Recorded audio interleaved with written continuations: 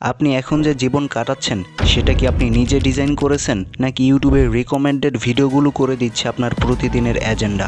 আজকাল আমরা নিজের ইচ্ছায় কোনো কিছু দেখি না, আমাদের দেখানো হয়। আর এই অদৃশ্য অ্যালগোরিদম আমাদের মনটাকে ধীরে ধীরে নিয়ন্ত্রণ করে নিচ্ছে। আপনি হয়তো ভাবছেন আমি তো শুধু একটু সময় কাটানোর জন্য রিলসই দেখি, কিন্তু জানেন কি প্রতিটা স্ক্রল আপনার অ্যাটেনশন স্প্যামকে ধীরে ধীরে ডিস্ট্রয় করে দিচ্ছে। এভাবে চললে আপনার মন সবসময় চাইবে কিছু একটা নতুন, ফ্যাক্ট, ফানি।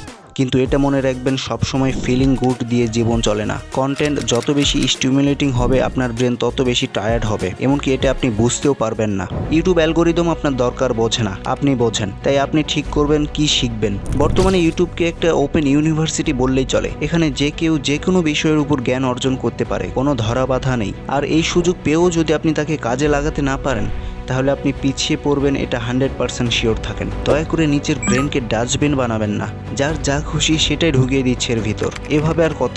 সব কন্টেন্ট আপনার জন্য না, সব ভিডিও আপনার দেখা লাগবে না। আপনি যদি আমার ভিডিওগুলো দেখেন এবং সেটাও যদি আপনার কাজে না লাগে তাহলে বাদ দিন। দেখেন, এই দুনিয়াতে জ্ঞানের দুইটি ধরন আছে।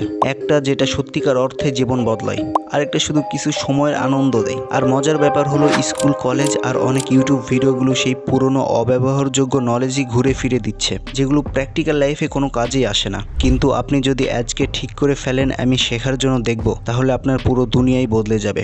দাঁড়ান, একটু সহজভাবে বলি। আপনি যখন ফ্যামিলি চালাবেন, টাকা আয় করবেন, তখন আপনার কি লাগবে? এসব ভিডিওগুলো কি তখন আপনার কাজে আসবে? না। আপনার জানতে হবে কিভাবে টাকা সঞ্চয় করতে হয়, কিভাবে অন্যের সাথে কমিউনিকেট করতে হয়, কিভাবে স্বাস্থ্য সচেতন হতে হয়, আর কিভাবে নিজের মনকে নিয়ন্ত্রণ করতে হয়।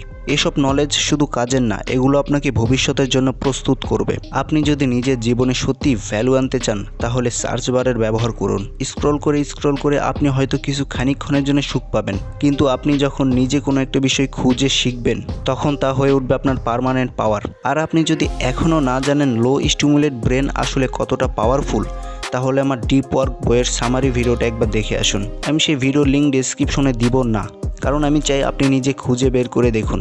আপনার কিউরিওসিটি আপনার রেসপন্সিবিলিটি, আপনার মন, আপনার সময়, এগুলো আপনার জীবনের সবচেয়ে দামি সম্পদ। এগুলো শুধু বিনোদনের জন্য নয়, এগুলোর ব্যবহার ঠিকমতো করলে আপনি নিজেই হবেন নিজের ভবিষ্যতের ডিজাইনার।